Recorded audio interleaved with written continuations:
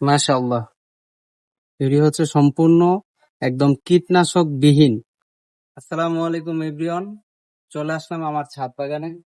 আজকে আসছি হচ্ছে আমার যে কুমড়ার গাছগুলো আছে সেখান থেকে আমি কিছু পাতা হারভেস্ট করব। তো শুরু করে দিই।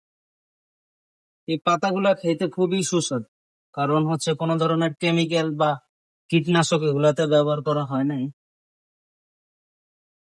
তার মধ্যে হচ্ছে নিজের বীজ থেকে লাগানো পাতা।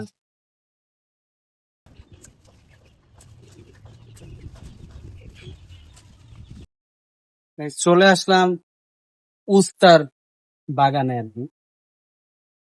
এগুলা এতটুকুই সাইজ হয়।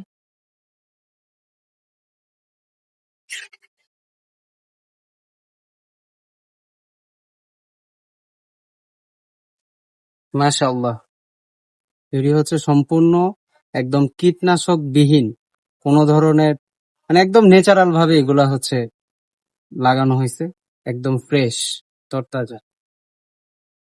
আলহামদুলিল্লাহ, প্রায় 1 ঝুড়ি মিষ্টি কুমড়ার পাতা আমি হারভেস্ট করে ফেলেছি।